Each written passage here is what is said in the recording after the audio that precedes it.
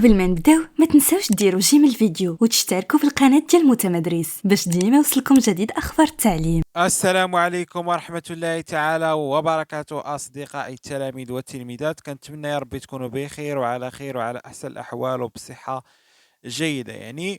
فمؤخرا بمجموعة من الصفحات على الفيسبوك، الصفحات اللي هي كما تنقولوا كبيرة، وكتنشر واحد الخبر، وكتنشر هذه الأخبار هذه. هذه الصفحة منهم، هذه الصفحة على سبيل المثال كتقول بأن نقاط الدورة الأولى أو نتائج الدورة الأولى جد كارثية بكل ما تحمل الكلمة من معنى، خصوصا العنصر الذكر الأولاد.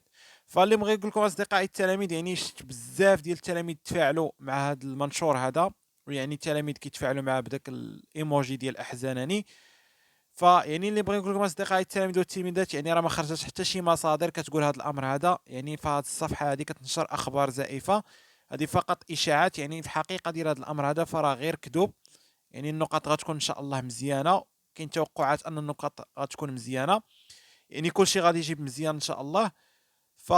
تفاعلوا مع القناه، ديما كنجيبوا لكم الجديد وكنبينوا لكم الحقائق. فهذا الخبر اللي بغي نقول لكم ما تيقوش، راه خبر لا اساس له من الصحه، فقط خبر مفبرك.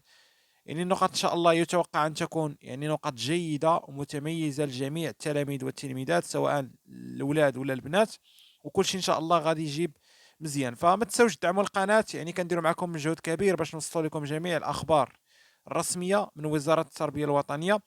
فما فيها باس اذا دعمتي القناه بلايك واشتراك في القناه وتفعيل زر الجرس باش توصل بكل جديد.